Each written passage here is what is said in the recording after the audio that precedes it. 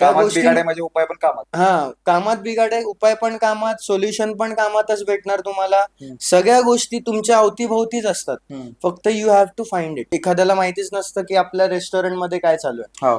ही industry अशी आहे ना, ह्याच्यात खूप लूप होल्स आहेत. हम्म. म्हणजे कारण मॅन्युफॅक्चरिंग आणि सर्व्हिस दोन्ही गोष्टी एकाच फ्लोअरवर चालू असतात ऍट हो. The same time. हो. त्यामुळे लूप होल्सला खूप वाईड आहे, हो. स्कोप आहे. ऍट द एंड फॅमिली आहे ती. हा. टीम पेक्षा जास्ती फॅमिली आहे. हम्म. त्यांची पण ग्रोथ तेवढी. तुम्ही एखाद्याला मोठं केलं नाही तर तुम्हाला तो का मोठं करेल. हम्म. त्याला मोठं केलं तर तो तुमच्यासाठी काम करेल ना.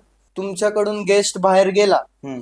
की त्या गेस्टला 4 लोकांना सांगायला तुम्ही कंटेंट बनवलं पाहिजे तुमच्या रेस्टॉरंटमध्ये. हम्म. तरच तुमचं रेस्टॉरंट चालणार. बरोबर. तुमच्याबद्दल चर्चा झाली पाहिजे, वेदर इट इज पॉझिटिव्ह और नेगेटिव्ह. तर माझ्याकडे कस्टमर आला सकाळी, मला माहितीये की त्या कस्टमरला मला दुपारी पण कसं आणायचंय, संध्याकाळी पण कसं आणायचंय, रात्री पण कसं आणायचं. तुम्ही कॉम्पिटिशन एक्सपिरियन्स बरोबर करा. तुम्ही एक्सपिरियन्स किती बेटर बेटर बेटर बेटर करू शकता, लोकांसाठी काय नवीन आणू शकता, हे खूप गरजेचं आहे.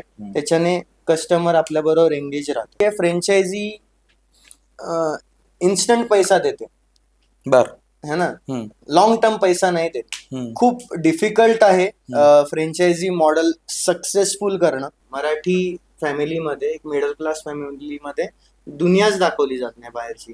रिस्क कमी घे, ऍडजस्टमेंट कर, गोष्टी सांभाळून वापर, जपून पैसे खर्च कर. ह्याच्या बाहेर तुम्ही स्वप्न जेवढी मोठे दाखवाल, म्हणजे adjustment is not श्रेष्ठत्व.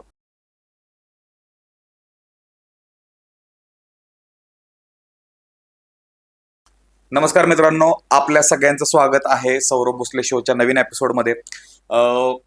One of the favourite topics घेऊन आलेलो आहे. बिझनेस सिरीज मधलाच हा टॉपिक आहे.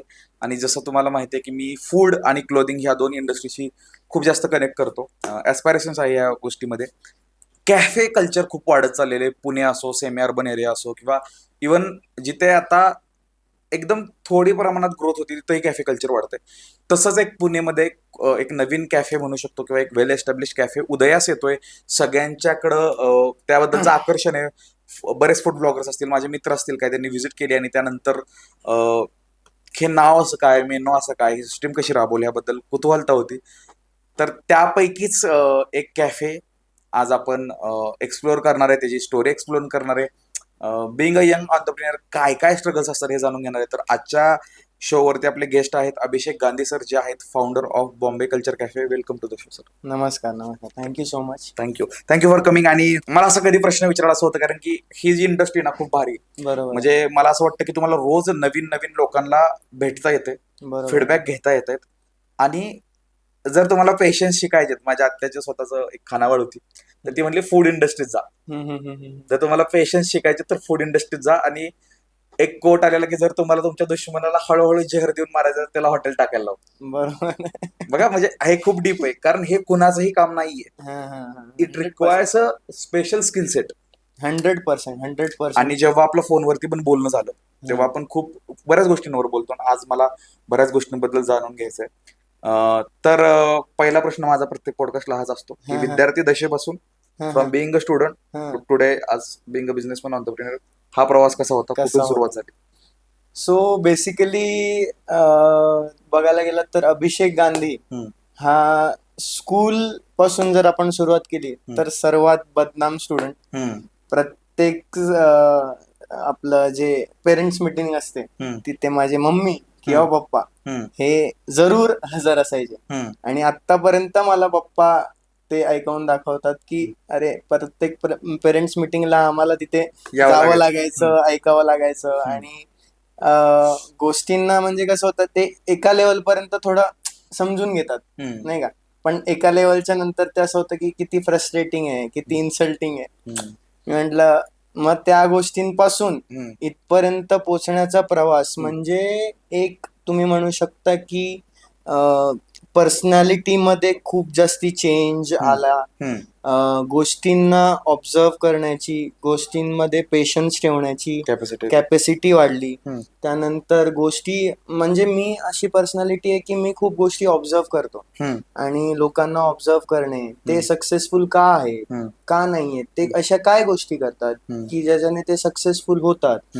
मग ते एक जर्नी आहे, ती एक लर्निंग आहे, ती एक म्हणू शकता स्ट्रगल आहे आणि त्याच्यात खूप साऱ्या गोष्टी तुम्हाला शिकायला मिळतात. समजा ती गोष्ट तुमच्या आयुष्यात नसेल, म्हणजे उतार चढाव, स्ट्रगल, सगळ्या गोष्टी नसतील, तर आय थिंक आपण इथपर्यंत पोहोचूच शकत नाही आणि त्याची व्हॅल्यू पण धाडस केलं नसतं. वेगळं काय 100%. आणि मी तुमच्या बरोबर बोलूच शकत नाही. समजा मी अनुभव नाही तोपर्यंत, अनुभव येत नाही तोपर्यंत मी तुमच्या बरोबर बोलूच शकणार नाही आणि तो कॉन्फिडन्सच येणार नाही. बरोबर. आज एवढा कॉन्फिडन्स आलेला आहे की 100-200 करोडचा माणूस जरी समोर असेल तर तेव्हा तोच कॉन्फिडन्स असेल आणि आपल्याला माहितीये की आपल्याला कसं वागायचंय, कसं बोलायचंय, कसं रिॲक्ट करायचंय, त्या गोष्टींना ऍब्झॉर्ब करायचंय आणि पुढे आपल्याला काय सुधारणा करायचंय. राईट. त्यामुळे तो प्रवास खूप महत्वाचा होता आणि खूप छान होता. शाळेपासून ग्रॅज्युएशन पर्यंत आहे ना, एक वेगळी दुनिया असते. ग्रॅज्युएशन नंतर जग दिसतं. जेव्हा एज्युकेशन कम्प्लीट झालं तेव्हाच ठरवलेलं की ह्या बिझनेस कडे यायचंय का, कसं झालं? माझं ऍक्च्युली पहिल्यापासून मला काहीतरी मोठं करायचं होतं आणि बिझनेस मध्ये इंटरेस्ट मला 10th नंतर आला. 10th पर्यंत असं होतं की मला पायलट व्हायचंय, पण 9th आणि 10th मध्ये आपल्याला सब्जेक्ट असतो केमिस्ट्री आणि physics, which is horrible for me at least. आणि त्यामुळे मी म्हटलं हे आपलं काम नाहीये, we should go for a business. आणि मग त्याच्यानंतर 11वी-12वीचा प्रवास सुरू झाला आणि तिथून मग मी CS पण केलेलं आहे, ड्रॉप आउट केलेलं आहे एक्झिक्युटिव्ह लेवलला. एक दिवस मी म्हणजे माझ्या बाबांचं स्वप्न होतं की माझ्या मुलाने फॉरेनला जावं, तिथे सेटल व्हावं आणि तिथे आरामात जीवन त्याचं जगावं. पण माझ्या ड्रीम्स मध्ये पण ती गोष्ट येत नाही. म्हणजे मी फॉरेनला जातोय किंवा तिथे सेटल होतोय, म्हणजे माझ्या ड्रीम्स मध्ये पण येत नाही की बाबा मला असं असं काहीतरी करायचंय. इनफॅक्ट म्हणजे मी तिथे फिरायला जाईन, तिथे गोष्टी करेन, मी एन्जॉय करीन, ठीक आहे तिथपर्यंत. पण मी तिथे सेटल होईन, तिथे मी कितीही मोठा माणूस झालो तरी मला बघणारा तिकडे कोण नाही, है ना. आई वडील नाही, आई वडील नसतील किंवा आपण गोष्टी अचीव्ह कशाला करतो, गोष्टी प्राऊड वाटावं. प्राऊड वाटावं, आपल्या सोसायटीमध्ये प्राऊड वाटावं, आपलं नाव व्हावं. तिथे आपण करोडपती झालो तरी आपल्याला बघणारा कोणीच नाही. त्यामुळे तो एक पॉइंट होता. आणि प्लस माझ्या विचारातच नाही की मला फॉरेनला जायचं आणि तिथे सेटल व्हायचंय. तर मग एक दिवस CS वगैरे म्हणजे स्टडीज मध्ये I was a average student, not bad not good, average student. एक दिवस पप्पांना सांगितलं की नाही पप्पा, मला काहीतरी बिझनेस मध्ये करायचं. मग पहिल्यापासून मला कुकिंगची आवड होती. फर्स्ट रिएक्शन काय होती सांगितल्यावर? फर्स्ट रिएक्शन होती कसं करणार, लहान आहेस तू. मी 21व्या वर्षापासून ह्याच्यात आहे. आणि त्यांचं रिएक्शन होतं की कसं होणार, काय होणार आणि कसं तू मॅनेज करणार एवढ्या लहान वयात. मग तिथून सुरुवात झाली, मग कन्व्हिन्स. आणि लहानपणापासून प्रत्येक गोष्ट हट्ट करून मिळालेली आहे.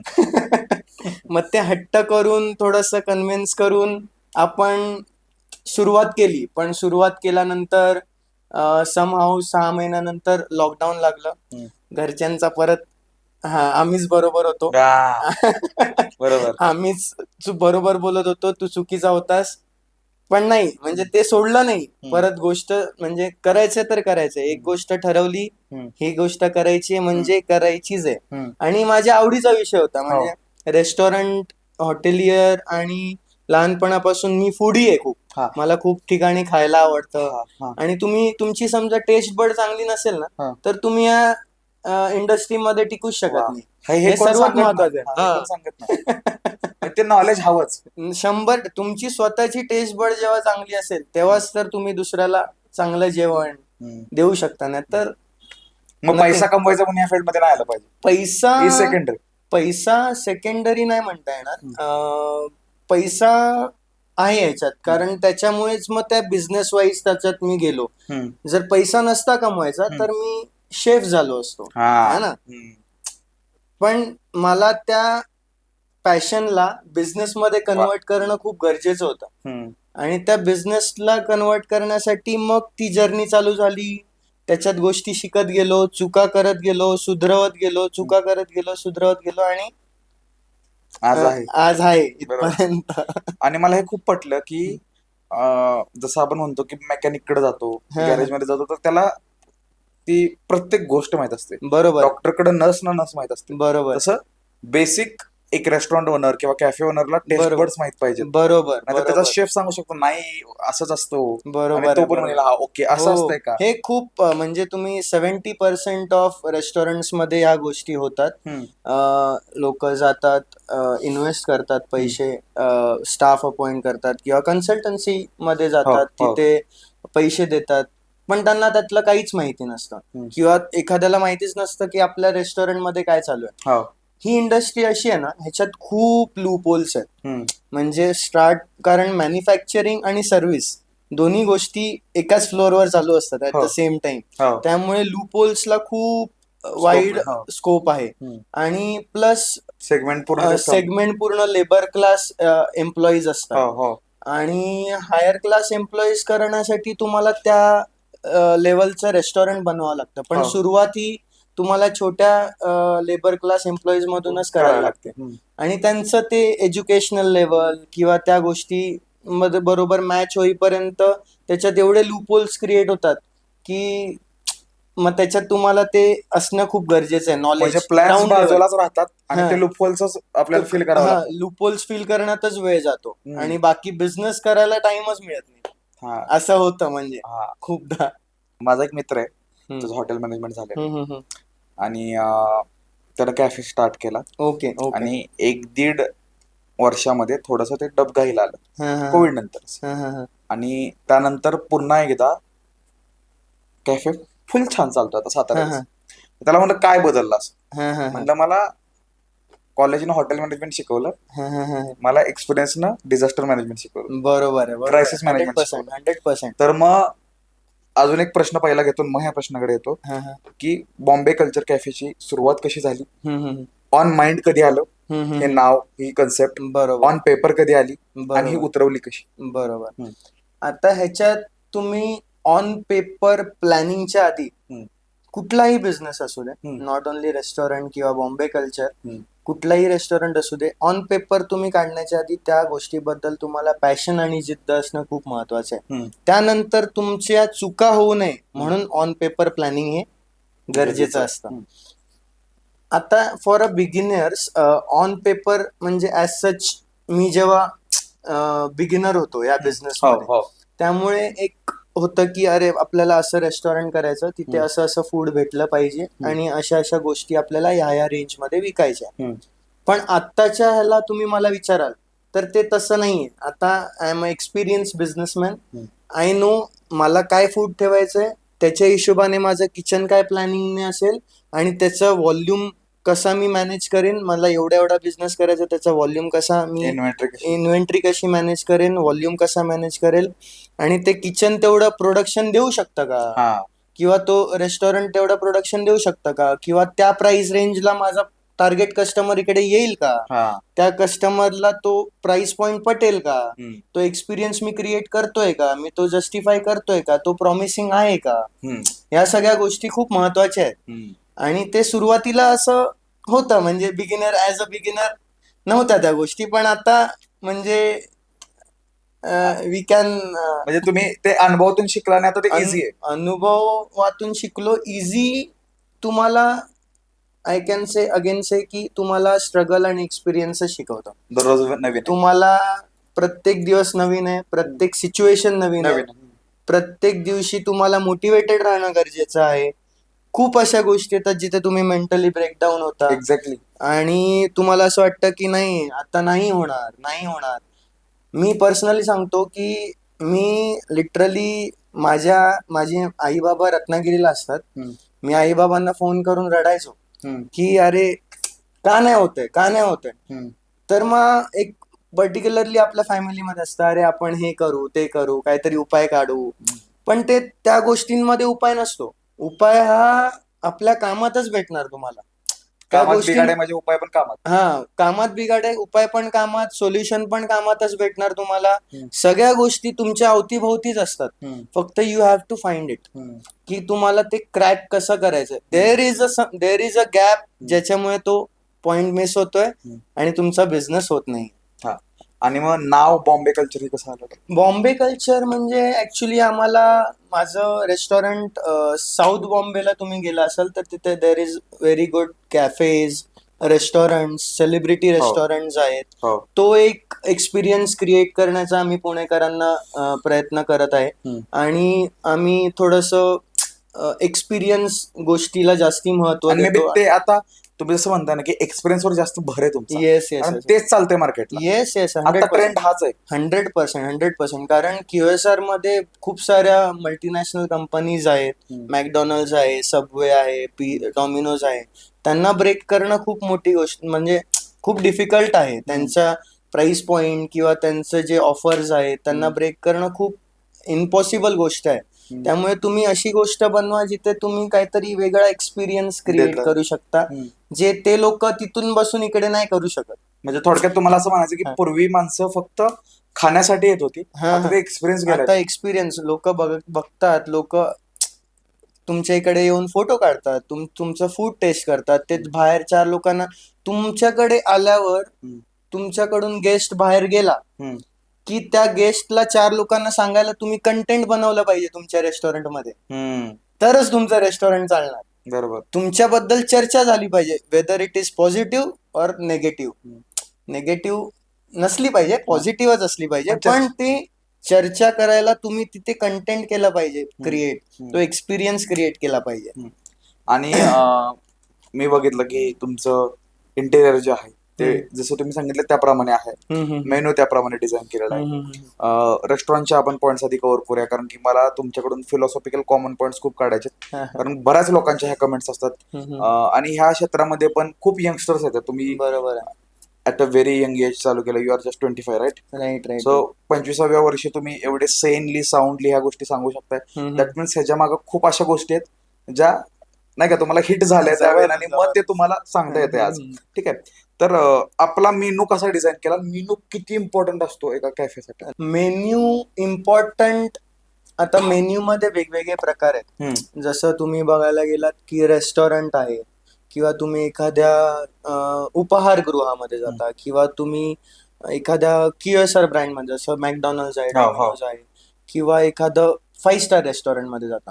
तर ते लोक जेव्हा मेन्यू डिझाईन करतात तेव्हा ते 4-5 गोष्टी त्याच्यात कन्सिडर करत असतात, की माझा मेन्यूचा प्राइस पॉइंट, मी काय फूड विकणार आहे, आणि त्याचं कन्झम्पशन त्या मार्केटमध्ये आहे का, आणि प्लस आता नवीन हा पॉइंट घेतला पाहिजे की मी त्याला लोकांपर्यंत पोहोचवण्यासाठी कसं त्याला फ्रेम करू शकतो. म्हणजे आता मी एखादा वडापाव बनवला, तर त्या वडापावला मी विकू नाही शकलो, तर तो वडापाव मी कितीही चांगला बनवला तर त्याचा काहीच फायदा नाही. विकणे म्हणजे आता मार्केटिंग शिवाय तुम्ही बिझनेस आणू शकत नाही. आणि तुम्ही त्या वडापाव माझा किती चांगला आहे हे तुम्ही मांडू नाही शकलात तर तो बिझनेस करण्यात पॉइंटच नाहीये. तुमचं मेन्यू बनवण्याच्या आधी प्लॅनिंग पाहिजे की तुम्ही त्या प्रोडक्ट, जो काय पर्टिक्युलर प्रोडक्ट बनवाल त्याचं तुम्ही मॅनेजमेंट कसं ठेवाल, इन्व्हेंटरी कसं ठेवाल जेणेकरून वेस्टेज कमी होईल, प्लस त्याची मार्केटिंग कशी कराल, आणि त्या प्राइस पॉइंटला तुम्ही कस्टमरला कसं तुम्ही आपल्या रेस्टॉरंट मध्ये आणून त्याला असं फील करवाल की हा प्राइस पॉइंट जस्टिफाईड आहे, आणि हा एक्सपिरियन्स जस्टिफाईड आहे. हे मेन्यू बनवायच्या आधी कन्सिडर करणं खूप गरजेचं आहे. आणि नाहीतर काय होतं, बरेच लोक खूप जास्त मेनू ठेवतात आणि त्यानंतर ऑर्डर करणाऱ्याला पण कन्फ्युज होतं, आज प्रिपेअर करणाऱ्या शेफला पण. आणि तुम्ही नीट बघाल ना की ज्यांचा मेनू, जसं तुम्ही सांगितलं की तुमचा मेनू क्लिअर होता, ज्यांचा मेनू क्लिअर आहे त्यांची inventory clear, cooking process clear, serving clear, service fast. 100%. Okay. कारण कसं असतं माहितीये का, एक असतं बॅक स्टेज पार्ट, म्हणजे जो किचन मध्ये चालतो, की किचन मध्ये बरोबर तुम्ही एखादं फूड बनवताय, आणि एक असतो फ्रंट डेस्क. तुमच्या कॅप्टनला तुम्ही बनवलेलं फूड जर तुम्ही ज्या प्रकारे तुम्ही बनवलाय मेन्यू त्या प्रकारे त्याला विकताच नाही आला तर त्या बनवलेल्या मेन्यूचा काय फायदाच नाही ना. तुम्ही रोज जाऊन पनीर टिक्काच ऑर्डर करणार असाल तर तुम्ही बाकीची डिश जी ठेवली आहे ग्रेट त्याचा काय फायदाच नाही ना. तर तुम्हाला ती ट्रेनिंग पण खूप गरजेची आहे. रेग्युलर ट्रेनिंग करणं आपल्या स्टाफला की बाबा नाही हे तुला असं विकायचंय आणि असं बोलून विकायचंय, हे खूप गरजेचं आहे. मग त्याच्या हिशोबाने मग तो मेन्यू बनत असतो. असं आता मेन्यू जेव्हा डिझाईन करतो किंवा आपण एखादी सर्व्हिस प्रोव्हाइड करतो कॅफे रेस्टॉरंट मध्ये, तर जिओग्राफिकल किती कन्सिडरेशन असं होते? जिओग्राफिकल कन्सिडरेशन खूप जास्ती असतं. स्पेसिफिकली पुण्याचं मी बोलेन, पुण्याचा क्राऊड हा प्रत्येक वर्षी चेंज होतो. प्रत्येक वर्षी लोक ग्रॅज्युएट होतात, प्रत्येक वर्षी लोक कामाला जातात. म्हणजे कोथरूडवरचा माणूस हिंजेवाडीला शिफ्ट होतो डायरेक्ट. म्हणजे मी तुम्ही कोथरूडमध्ये मार्केटिंग केली यावर्षी, मी सगळ्यांना सांगितलं की असं असं आहे माझं रेस्टॉरंट, पुढच्या वर्षी क्राऊड चेंज आहे किंवा शिफ्ट होतो, मल्टीनॅशनल कंपनीमध्ये जातो, इंटरनॅशनली शिफ्ट होतो. इट्स व्हेरी डिफिकल्ट पुण्याचं मार्केट कॉन्कर करणं. असं म्हटलं पण जातं की तुम्ही समजा पुण्याचं मार्केट कॉन्कर केलं तर you can conquer any market, कारण तेवढं इथले तर जिओग्राफिकल चेंजेस ट्रॅव्हलिंग खूप जास्ती आहे, खूप जास्त. खूप भारी पण हा मी कधी इमॅजिन पण नव्हतं केलं की तिथल्या रितच किती आपण मायग्रेट करतोय. येस 100%. आणि पुण्याचं कोथरूड आणि म्हणजे तुम्ही तसं बघायला गेलं तर डिस्टन्स वाईज खूप लांब आहे. म्हणजे आता बानेरवरून मी राहायला ताथवडेला आहे, ताथवडेवरून बानेर किती लांब आहे. I will find the place near Wakad किंवा हिंजेवाडी किंवा रावेत. मी बानेरला यायला खूप कंटाळा करीन किंवा खूप दिवसांनी बानेरला एकदा येईन. पण वाकडच्या वाकडमध्ये ते क्राऊड चेंज असल्यामुळे परत परत परत परत पंपिंग करून आणि तो एक माइंडसेट बनवणं कस्टमरच्या डोक्यात की अरे हा we are here, we are famous in Wakad आणि तुम्ही वाकडमध्ये आलात तर तुम्ही नक्कीच आम्हाला ट्राय केलं पाहिजे. वा मस्त. असं आपल्या मेन्यू मध्ये आता खास कोणत्या कोणत्या गोष्टी आहेत? खास आपल्या मेन्यूची खासियत अशी आहे, स्पेसिफिकली बॉम्बे कल्चरची मी गोष्ट केली तर we promise are customer to give new menu every 6 months. म्हणजे आम्ही तशा गोष्टी केल्या जसं आता तुम्हाला फ्लाइंग नूडल्स दिसत आहेत. फ्लाइंग नूडल्स काय प्रकार आहे? फ्लाइंग नूडल्स हा एक ब्रॉथ नूडलचा प्रकार आहे. म्हणजे तुम्ही एक व्हेजिटेरियन ब्रॉथ किंवा चिकन ब्रॉथ किंवा आमच्याकडे प्रॉन्स पण मिळतात तर प्रॉन्स ब्रॉथ बनवतो आपण. आणि आपण त्याला अशा प्रकारे डिझाईन केलंय ते वरती असं फ्लाइंग राहतं आणि which is very attractive, very photo. म्हणजे तुम्ही माझ्या टेबलावर 3 जण आली आणि त्यांनी फ्लाइंग नूडल ऑर्डर केला तर तिघं पण फोटो काढ. जो इंटरेस्टेड नाहीये फूड मध्ये तो पण फोटो काढल्याशिवाय राहणार. आणि नवीन आलाय तो म्हणणार त्या टेबलला ते पाहिजे. 100%. म्हणजे आम्ही ऍक्च्युली एक स्क्रीन लावलेली आहे वेअर वी हॅव पुट की our flying noodles is trending in Pune. मग ते कंटिन्युअस चालू असते त्या स्क्रीनवर. मग ते एक सायकोलॉजिकल माइंडसेट बनवतो कस्टमरच्या पण डोक्यात की अरे हा हे ट्रेंडिंग आहे तर हे आपण ट्राय केलंच पाहिजे असं. आणि ते एकदा फुल आहे रेस्टॉरंट तुमचं, एकदा ती डिश आली बाहेर की ते सगळेच मागवणार. असं आहे. असं करतो की आम्ही कंटिन्युअस कंटेंट आमच्याकडे ठेवतो. असं एकाच ह्याच्यात पूर्ण सगळे पत्ते उघडले की ते पूर्ण आम्ही रेस्टॉरंट रन करायचं ना, लाईफ टाईम रन करायचं तर त्याच्यात कंटेंट ठेवला पाहिजे.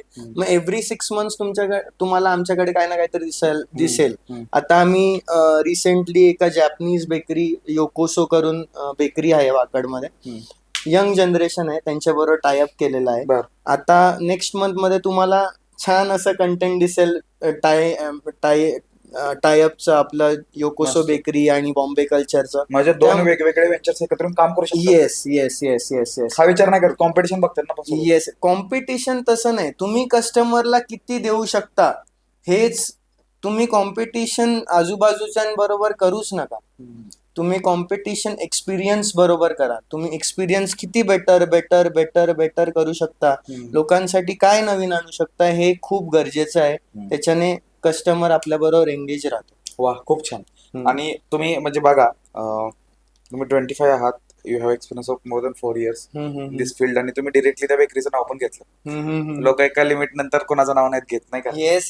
सो दॅट शोज की ही इंडस्ट्री आता कॉम्पिटिशनची राहिलीच नाहीये. सो मी तुम्हाला सांगू का, मी जास्ती मोठ्या मोठ्या रेस्टॉरंट्स मध्ये कधी जात नाही. मी खूप चुझी आहे. खूप म्हणजे मला ही गोष्ट खायची तर मला ह्याच रेस्टॉरंट मध्ये जायचं.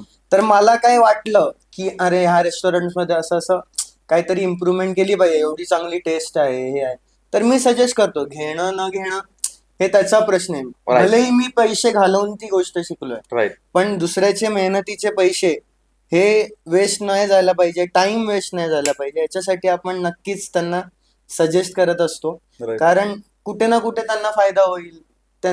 आणि ही इंडस्ट्री आहे, या इंडस्ट्रीमध्ये तुम्हाला राहायचंय, त्याच्यात तुम्हाला पुढे जायचंय. त्यामुळे तुम्हाला नेटवर्क, मी नंबर पण एक्सचेंज करत नाही. मी सजेशन देतो तुम्हाला, म्हणजे तुम्ही घ्यायचंय घ्या, नाही घ्यायचं तुम्ही नका घेऊ. आणि जास्ती करून म्हणजे जे फॅमिलीज मिळून चालवतात त्यांची मेहनत दिसते आणि ते चुकीचं करतात हे दिसतं, तेव्हा कळकळीची अशी विनंती आहे. कारण प्रत्येक एक छोटी छोटी फॅमिली आहे ना आजकाल, त्यांचं स्वप्न असतं आपलं एक हॉटेल असावं, ते चालवावं, तिथे कस्टमर यावे.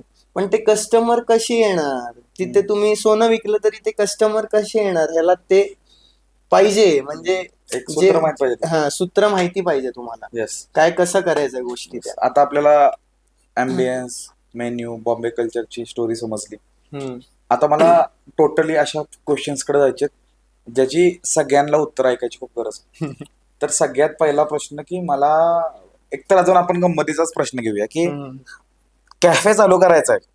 आता आपण इथं बसलोय ना, तर कितीतरी इंजिनिअरिंग कॉलेजमध्ये पोरं बसून आता डिझाईन करतात कॅफे, की आपण भावा असं कॅफे टाकूया. बरोबर आहे. पण एक्सपेक्टेशन वर्सेस रिअलिटी काय आहे? बरोबर. खूप छान प्रश्न आहे तुमचा.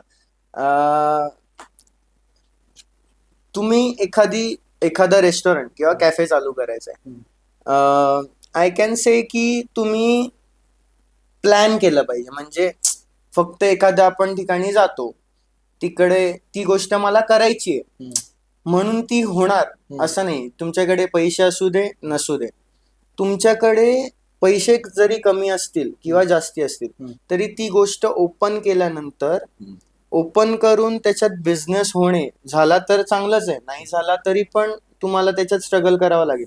पण त्याचं विजन क्लिअर केलं पाहिजे तुम्ही, की बाबा एवढा बिझनेस झाला तर मी काय करणार पुढे, अजून काय घेऊन येणार.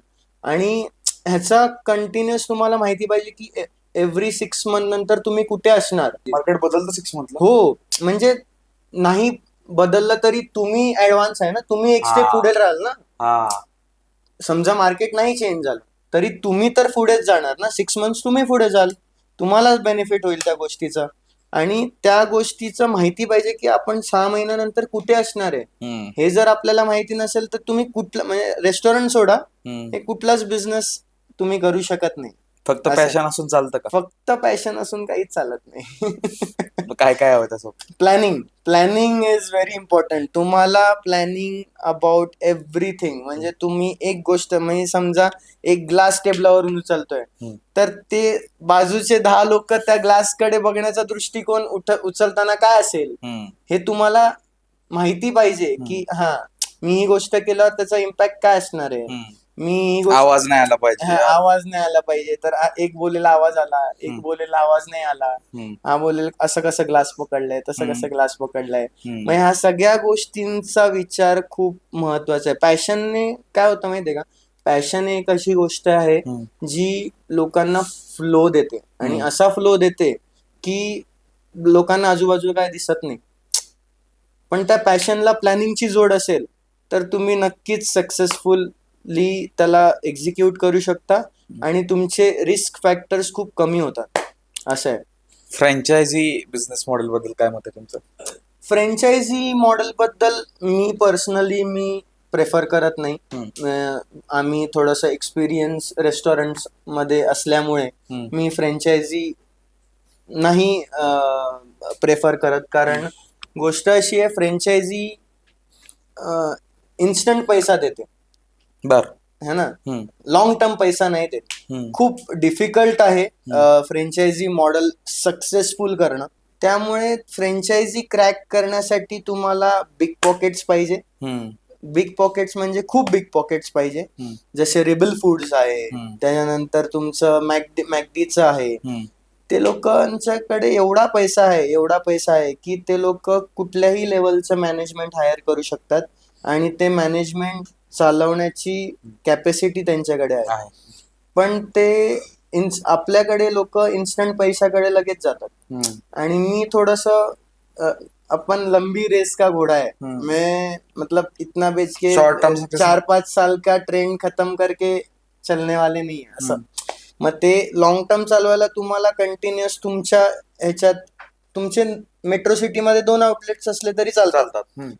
पण ते असे असले पाहिजे की म्हणजे जबरदस्त एक्सपिरियन्स लांबून लांबून पण लोक. हा 100%. तुम्ही खूप सारे रेस्टॉरंट आहेत, वैशाली आहे, का नाही काढत फ्रँचायझी? एवढा पैसा वेरांडा आहे, का नाही काढत? कमवू शकतात ना, म्हणजे देऊ शकतात 10, 15, 20 पाहिजे ते पैसे द्यायला रेडी आहेत लोक. पण नाही देत. त्यांना माहिती आहे की मी हा जो एक्सपिरियन्स क्रिएट करतोय, हा जी हाईप क्रिएट करतोय, ही हाईप पूर्ण संपून जाईल ज्या दिवशी मी फ्रँचायझी काढेन. आणि इझिली ऍक्सेसिबल झाल्यावरती तो तो चार्म निघून जाईल, तो म्हणजे जो वाईब आहे तो निघून जाईल.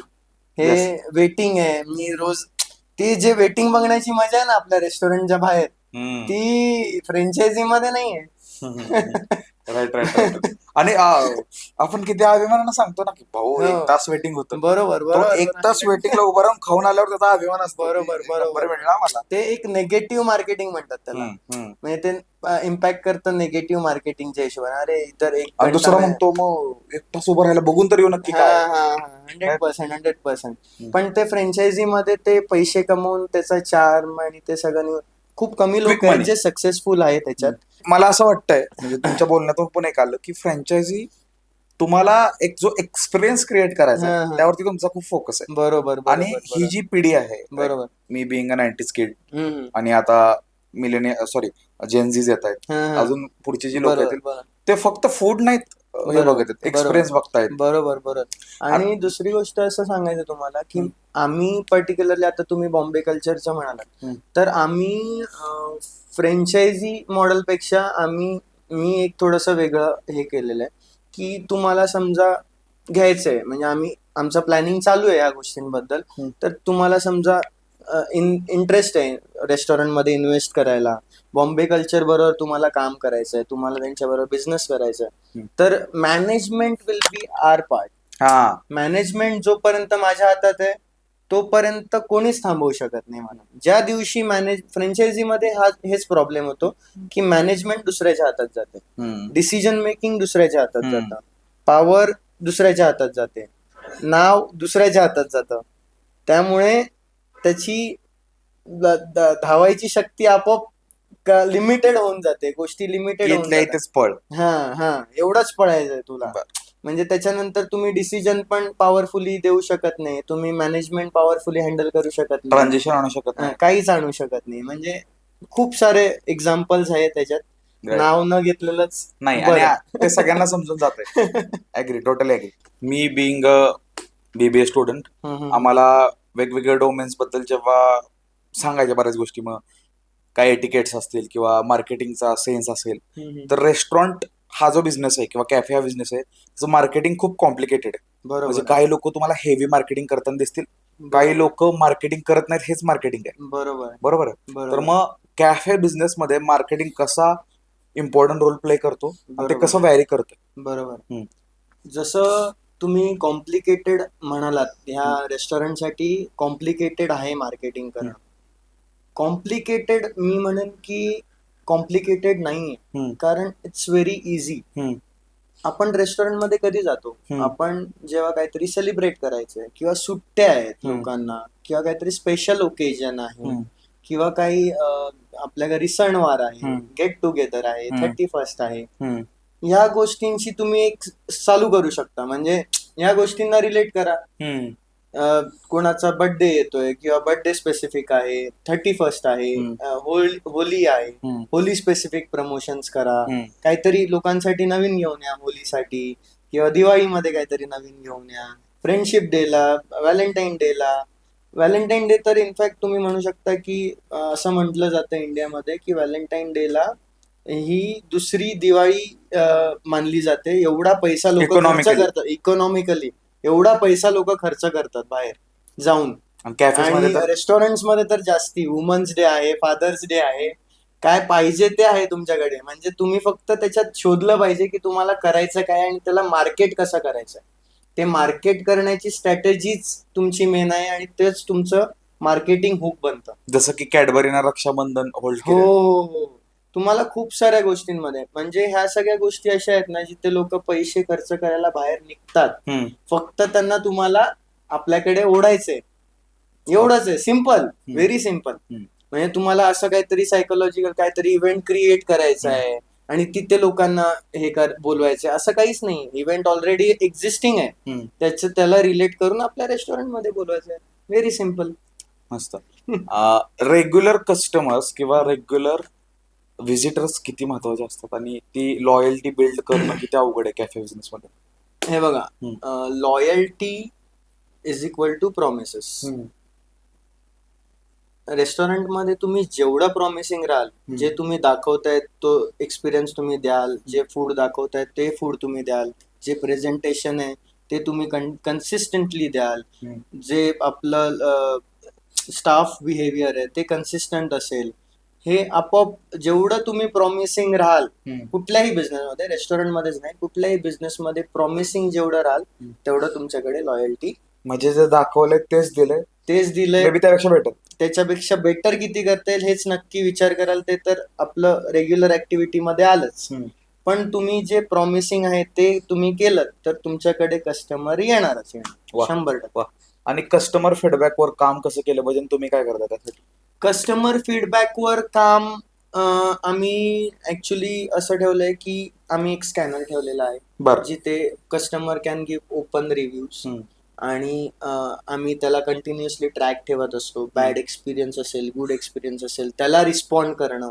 जे भलेही आपल्याला असं वाटत असेल कस्टमरने 2 मिनिटं वेळ काढून लगेच आपल्याबद्दल वाईट लिहिलंय, तर त्याला पण रिस्पॉन्ड करणं खूप गरजेचं आहे. That creates a brand image. म्हणजे ते चुकीचं जरी लिहिलेलं, आपण काय करतो, चांगलं लिहिलेलं आपण रिस्पॉन्स करणार आहे, चांगलंच लिहिलंय तर याला काय रिस्पॉन्स, हा येणारच माझ्याकडे.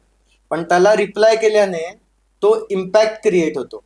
आणि चुकीच्या लिहिलेल्याने जर त्याला रिप्लाय दिला तर त्याच्या पण डोक्यात इम्पॅक्ट, अरे he take cares of us. At least acknowledge केलं, ऍक्सेप्ट केलं आणि ह्या गोष्टींना ते रिस्पॉन्ड करतायत. म्हणजे ते जेवढं, म्हणजे भलेही एखादा एक्सपिरियन्स चुकीचा झाला पण ते पुढच्या वेळी होऊ देणार नाही ह्याची काळजी नक्कीच घेत आहे.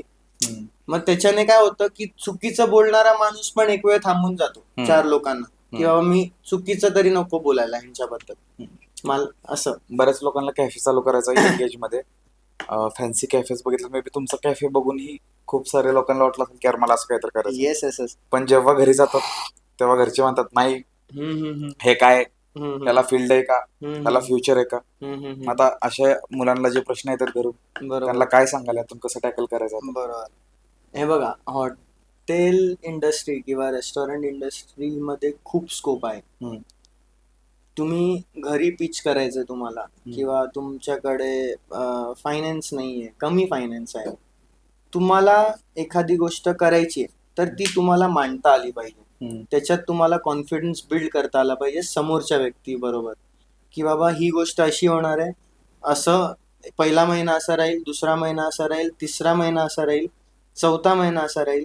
कारण त्या रेस्टॉरंटमध्ये बिझनेस अट्रॅक्ट करायला खूप गोष्टी आहेत. तुम्ही खूप सारे व्हेज रेस्टॉरंट बघितले असतील जे काहीच करत नाही आणि ते बिझनेस करतात. मग तुम्ही त्याच्यात एफर्ट्स टाकले तर 100% त्याच्यातून फुल प्रूफ प्लॅन तुम्ही बनवू शकता. अरे काहीच नाही झालं तर एवढं तरी होईल की बाबा हा बिझनेस चालेल. हे जेव्हा तुम्ही एखाद्या समोर मांडलं फुल प्रूफ प्लॅनने, तर 100% तुमच्यावर पैसे लावायला लोक रेडीच आहेत. म्हणजे आई वडिलांना फक्त तुमच्याकडून ती एक झलक हवी की करू शकतो. बरोबर आहे, बरोबर. प्लॅन हवा. झलक म्हणण्यापेक्षा फुल प्रूफ प्लॅन, एक्सपिरियन्स. आणि एक्सपिरियन्स तुम्हाला थोडस एखाद्याकडे काम करून किंवा ऑब्झर्व करून ह्या गोष्टी येत राहतात. म्हणजे मी चुका केल्या पण दुसऱ्याने करू नये असं. एखादा कस्टमर आहे तो हट्टी असतो, ऐकत नाही, मूड खराब करतो, बरोबर. पण पुढचा कस्टमर गरजेचं आहे, लॉयल आहे, येतोय, हा हा एवढ्या क्विकली इमोशन कशा कंट्रोल करतात? मी तुम्हाला सांगू का, या बिझनेस मध्ये 3 गोष्टी इम्पॉर्टंट आहेत. जुबान, जुबान आणि जुबान. जुबान विथ कस्टमर, जुबान विथ एम्प्लॉईज आणि जुबान विथ तुमचा इन्व्हेस्टर. वा. You will crack this industry असं. आणि पेशन्स, म्हणजे तुम्ही जेवढं कस्टमरला बरोबर टॅकल करू शकाल त्या हिशोबानेच तुम्ही म्हणजे त्या इंडस्ट्रीमध्ये पडलं पाहिजे. आणि कसं तुम्ही टॅकल कराल, 2 प्रकारचे कस्टमर असतात. एक हॅपी कस्टमर असतो आणि एक अँग्री कस्टमर असतो. हॅपी कस्टमर तुम्हाला खूप सारे रिस्पॉन्स देऊन जाईल आणि अँग्री कस्टमर पण खूप जास्ती रिस्पॉन्स देऊन जाईल. आणि एक असतो की जो काहीच रिॲक्ट करत नाही, आवडलं तरी रिॲक्ट करत नाही आणि नाही आवडलं तरी रिॲक्ट करत नाही. मग त्या सगळ्या गोष्टींना, ह्याच्यापेक्षा दुनिया ह्या पलीकडे दुसरं काहीच नाही है ना. ह्या बिहेवियरला तुम्ही विचार करू शकता, अरे मला हे गोष्ट झाल्यावर असं रिॲक्ट करायचंय, तसं रिॲक्ट करायचं. 70% केस तुमच्या रिॲक्शनवर आहे आणि 70% तुम्ही जिंकाल, 30% ऑन द स्पॉट तुम्ही जिंकून जाल त्याला हँडल करून असं. आणि आपण कस्टमर बद्दल बोललो, मार्केटिंग बद्दल बोललो, जर्नी बद्दल बोललो. आता सगळ्यात महत्वाचा पार्ट, ही जी सिस्टीम चालते त्याचा एक इंटिग्रल पार्ट आहे ह्युमन रिसोर्सेस. बरोबर आहे. त्यामध्ये तुमचं लेबर आलं, सर्व्हर्स आले, वेटर्स आले, कॅप्टन आले, बरोबर, शेफ आला. बरोबर. तर एक एक पॉइंट आपण कव्हर करू. आपण जिथे पैसे लावतोय ना, आणि मी एखाद्या पर्सनला जेव्हा हायर करतो तेव्हा मी समजा त्याच्यावर मला 1% जरी डोकं लावायचं असेल तर मी त्याला ठेवतच नाही. मी का डोकं लावू? मी तुझ्या कामात डोकं लावायला लागलो तर मला जे पाहिजे ते पाहिजे, ते तू कसं करून द्यायचं हे तुझं डोकं आहे, त्याच्यात मी डोकं नाही लावणार है ना. किंवा तू सुपिरियर, तुझ्यामुळे मी टेस्ट बदलेन, तुला हे येत नाही म्हणून मी टेस्ट बदलेन असं होणार नाही. किंवा ती डिश कॅन्सल करेन असं. तुला येतं तर तुला मी हायर करायला रेडी आहे, नाहीतर मी हायर करायला रेडी नाही, मी थांबेन. तरच ते ब्रँड इमेज, तरच ती ब्रँड इमेज, तो एक्सपिरियन्स क्रिएट करू शकता. त्याच्या एक्सपिरियन्स नुसार तुम्ही कस्टमरला एक्सपिरियन्स द्यायला गेलात तर कायच फायदा असं. आता गोष्ट येते आउट ऑफ द किचन, जे सर्व्हर्स असतात, वेटर्स असतात, खूप सारे आणि मॅनेजर्स पण असतात की खूप साऱ्या लोकांची कंप्लेंट आहे, येतात, काम करतात, सगळा अनुभव घेतात, काम सोडतात, परत नवीन बघावे लागतात. बरोबर. इन आउट खूप जास्त आहे, ह्यावर पर्याय काय आणि हे का होतंय? बरोबर. येतात जातात असं म्हणताय तुम्ही. अगेन मी तुम्हाला पहिल्यांदाच सांगितलं की जसं तुमच्याकडून 2 गोष्टी कोणाला शिकायला भेटल्या तर तो माणूस तुमच्याकडून जाऊच शकत नाही. पहिली गोष्ट, तुम्ही त्याचा मायनस पॉइंट त्याला प्लस मध्ये आणून द्या. आता खूप सारे अनएज्युकेटेड लेबर क्लास असतात, त्याच्यात पैसे कसे मॅनेज करायचे, ते कसे सेव्हिंग करायचे, ह्याबद्दल तुम्ही तुमच्या स्टाफला प्रोव्हाइड करा. मोठ्या मोठ्या कंपन्या काय करतात, ह्याच गोष्टी करतात ना, की तुम्हाला शिकवतात की स्टँडर्ड काय असतं, इन्शुरन्स महत्वाचं असतं, PF महत्वाचं असतं, ह्या गोष्टी महत्वाच्या असतात. ह्याच गोष्टी आपण आपल्या छोट्या लेवलला लोकांना द्यायचा प्रयत्न करायचा. मेंटरशिप पण आहे. 100%. तुम्ही आपण फॉर एक्झाम्पल एखाद्या मोठ्या कंपनीमध्ये काम का करतो, कारण ती पर्टिक्युलर कंपनी किंवा ती पर्टिक्युलर कंपनी जे पर्सन ओन करतो त्याची पर्सनॅलिटी आपल्याला आवडते, त्याचं काम करण्याचं हे आपल्याला आवडतं, वर्क स्टाईल आपल्याला आवडतं. मग तसंच तुम्ही वर्क स्टाईल देण्याचा प्रयत्न केला तुमच्या लेवलनुसार तर 100% तुमच्याकडे लोक काम करणार. त्यांना एव्हरीडे काही ना काहीतरी तुम्हाला द्यावं. जसं कस्टमरला तुम्ही देताय तसं तुम्हाला एम्प्लॉईजना पण द्यावं लागेल. राईट. तुम्हाला एम्प्लॉईज म्हणजे एम्प्लॉईज सारखं तुम्ही ट्रीट केलं तर तुमच्या बरोबर कोणीच काम करणार नाही. ऍट द एंड टीमच आहे. ऍट द एंड फॅमिली आहे ती. टीम पेक्षा जास्ती फॅमिली आहे. त्यांची पण ग्रोथ तेवढी. तुम्ही एखाद्याला मोठं केलं नाही तर तुम्हाला तो का मोठं करेल, त्याला मोठं केलं तर तो तुमच्यासाठी काम करेल ना. आता लोक हायजीन कॉन्शियस खूप झालेत, मग आपण त्यासाठी काय काय हे करतो? हायजीनसाठी बेसिकली ह्या बिझनेसमध्ये उतरायचंय तर मी म्हणेन की फूड तुमचं चांगलं असणं, तुमच्या कॅफेमध्ये क्लीननेस असणं, तुमचं किचन मेंटेन असणं सगळ्या बाजूने, हे या बिझनेसचं बेसिक हायजीन. हे तुम्हाला करायला जमत नसेल तर तुम्ही या बिझनेसमध्ये उतरूच नाही. हे बेसिक रिक्वायरमेंट आहे. जसं आपण शाळेत जातो, स्कूल बॅग, पुस्तकं, वया, पेन पाहिजे, हे नसेल तुमच्यात तर ते स्कूलमध्ये जाऊनच काय फायदा नाही. म्हणजे हे नेसेसिटीच आहे. बेसिक आहे, म्हणजे हा. हे याच्यात ऍडव्हान्स काहीच नाही. आणि आता ते लक्झरी सारखं दाखवतात ना लोक, की हा. आमचं इथं हायजीन आहे. हा. That is a basic of any हा, रेस्टॉरंट. पण ते मार्केटिंग वाला तसं दाखवतो, अरे हा हे हायजिनिक आहे तसं आहे, पण हे बेसिक नीड आहे. जसं आपल्याला रोज जेवण लागतं तसं रेस्टॉरंटला रोज क्लिनिंग लागतं. आपण जेवढ्या तुमच्या रेस्टॉरंटच्या रील बघितल्या किंवा गुगल मॅपला रिव्ह्यू चेक केलं, हम्म. वाईब वाईब हा शब्द खूप जास्त. हा, हा, कशी हा. बनवली ती वाईब, काय काम केलं त्यावर? वाईबसाठी आम्ही नक्कीच पर्सनल टच देण्याचा प्रयत्न करतो. हम्म. तुम्ही माझ्या ऍज अ गेस्ट तुम्ही माझ्या रेस्टॉरंटमध्ये आलात तर मी पर्सनली चेक करतो बाबा.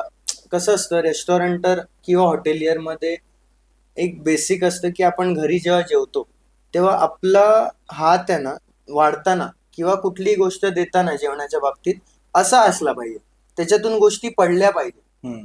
असा हात सगळेच ठेवतात, पण असा हात तुम्ही ठेवला की तुम्ही तो एक्सपिरियन्स क्रिएट केला है ना. पडला पाहिजे तुमच्या हातातून गोष्टी, हम्म. राहिल्या नाही पाहिजे हातात.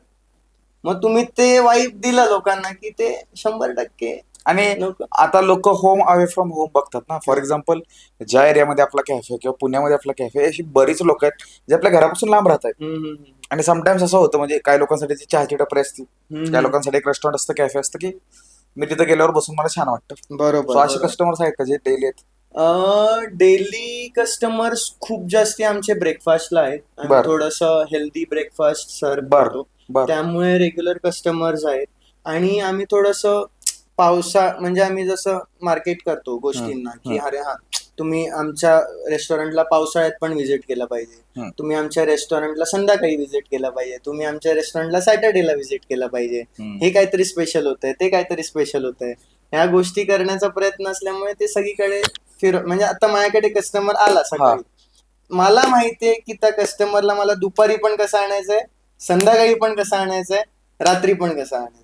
तुम्ही ज्या day you will step in my restaurant, तुम्ही 100% माझ्याकडे संध्याकाळी, दुपारी किंवा रात्री जेवायला परत नक्कीच याल. राईट. असं म्हणजे त्यांना मेनू एक्सप्लोर करून देता पण आला पाहिजे. बरोबर, Yes. बरोबर, बरोबर. जेव्हा आपला जो फर्स्ट अटेंडर असतो, वेटर असतो, कॅप्टन असतो, तो कसा असला पाहिजे? एक आता बघा, बऱ्याच ठिकाणी आपण एक्सपिरियन्स बद्दल बोलतो, तर रूढ होता रे, बरोबर, काय बरोबर नव्हतं, हे किती महत्वाचं आहे? कसं तुम्ही हायर करताना काय बघताय? बरोबर. आता आम्ही बेसिकली, मी तुम्हाला जसं सांगितलं की मी हायरिंग करताना खूप बेसिक माणसाला हायरच करत नाही. माझ्या जोपर्यंत रिक्वायरमेंट फुलफिल होत नाही तोपर्यंत मी हायर करतच नाही. की मला हा विकणारा मला हे विकायचंय, आता ते विकण्यासाठी मला तडजोड नाही पाहिजे. म्हणजे 2-4 हजार रुपये सॅलरीमध्ये वाचवायला मी एक फ्रेशर अपॉइंट करतो आणि मी एक्सपेक्ट करतो की त्याने हायर सेल करावा. ते होत नसतं, कारण मनी इज द बिगेस्ट मोटिवेशन. तर तुला सांग बाबा पैसे किती पाहिजे, मी तुला देतो, पण मला हे विकून देण्याचा एक्सपिरियन्स, तुला ते पैसे घेण्याचा एक्सपिरियन्स किती आहे हे पहिले मी बघणार. तुला नॉलेज किती. आता माझं जसं कॉन्टिनेंटल क्युझिन, तर तुला बेसिक कॉन्टिनेंटल क्युझिनच्या बद्दल माहिती तर पाहिजे ना. राईट. तुला एखादी गोष्ट विकायची कस्टमर समोर जाऊन, तर तुला त्याचं बेसिक तर माहिती पाहिजे. मी समजा पैसे देऊन 0 पासून शिकवायला बसलो तर मी पण बिझनेस करू शकणार नाही आणि कस्टमरला पण सॅटिस्फाय करू शकणार नाही. असं आहे. हा बिझनेस कोणासाठी आहे आणि कोणासाठी नाही? कुठल्या टाईपच्या लोकांसाठी किंवा कुठल्या स्किल सेटच्या लोकांसाठी? ज्याला म्हणजे बिझनेस आय थिंक सगळेच करू शकतात हा. पण तुम्ही काय कशा विजनने बिझनेस करताय ह्याच्यावर खूप गोष्टी डिपेंड होतात. आता मी ऍज अ इन्व्हेस्टर मी बिझनेस मध्ये रेस्टॉरंट उघडायचं, तर मी फ्रँचायझी घेऊन मोकळा झालो. तर तसं काय असं बिझनेस होत नसतो. तुम्हाला बिझनेस म्हटल्यावर आणि रेस्टॉरंट म्हटल्यावर फुल टाइम तिकडे देण्याचं आहे. आणि एकदा तुमचं त्याच्यावर पकड आली की मग तुम्ही सिस्टीम कॉपी पेस्ट करायचं. तुम्हाला फक्त कॉपी पेस्ट जसं फ्रँचायझी वाले करतात बेसिकली, तर ते फ्रँचायझी न करता तुम्हाला बिझनेस मध्ये कॉपी पेस्ट वेगवेगळे रेस्टॉरंट बनवून तुम्हाला करायचं. असं. वाय पुण्यात का चालू केलंय? पुण्यात ऍक्च्युली माझे बाबांची ट्रान्सफर झालेली 2016ला आणि मी मुंबईचा आहे बेसिकली. आणि माझ्या बाबांची ट्रान्सफर झालेली चाकणला. बर. आणि थोडस लॉंग घेईन हे आन्सर. म्हणजे तर आलो, मी अंधेरीत राहायला होतो हम्म. मुंबईला, हम्म. आणि विलेपार्लेला माझी स्कूल होती. अरे बाप. आणि डायरेक्ट चाकणला पप्पांची ट्रान्सफर झाली, हा. आणि आम्ही राहायला होतो स्पाईन रोडला. 2016ला Spine Road was nothing. Yes. आणि मी एकदम, जे माणसांचा व्हॉल्यूम असतो ना, तो एकदम 100 वरून डायरेक्ट 10 वर आला. हा. माणसंच दिसेना हो. आजूबाजूला, आणि ते एक कॉन्व्हर्सेशन लेवलच मॅच होत नव्हती तेव्हा. हम्म. तर असं वाटलं की अरे किधर आ गए आपण. हम्म. मग माझं 2-3 महिन्यानंतर ऍडमिशन, 12th नंतर आलेलो बेसिकली, 2-3 महिन्यानंतर सिम्बॉयसिस मध्ये ऍडमिशन झालं. तर सिम्बॉयसिस मध्ये गेल्यावर मग थोडस पुण्याला येणं जाणं वाढलं, नाही का. मग वाटलं की चलो ठीक आहे, यहाँ पे म्हणजे इथे असं मार्केट आहे की 90% लोक पैसेवाले आहेत, आणि पैसेवाले असून ते बाहेरच्या फूडवर डिपेंडंट आहेत. म्हणजे बाहेरून लोक येतात, बॅचलर्स येतात, फॅमिली वाले पण खूप सारे, कॉस्मो क्राऊड आहे जो बाहेरच्या फूडवर डिपेंडंट ट्रीट करतो स्वतःला. हा, ट्रीट करतो स्वतःला, किंवा पार्टीज, कॉर्पोरेट पार्टीज होतात. पैसे म्हणजे फूडीज आहेत तिकडची लोक खूप. पुणेकर foodies आहेत. पुणेकर खूप जास्ती फूडीज आहेत. त्यांना एक्सप्लोर करायला आवडतं, आणि त्यांना पैसे जबरदस्त खर्च करायला आवडतात. जबरदस्त पैसेवाले लोक आहेत. आणि आम्हाला बिझनेस करायला आवडतो. त्यामुळे अपॉर्च्युनिटी दिसली, आणि स्टार्टेड, म्हणजे ग्रॅज्युएशन झाल्यावर मला बिझनेसच करायचा होता. मला, I am not the person who can work under someone.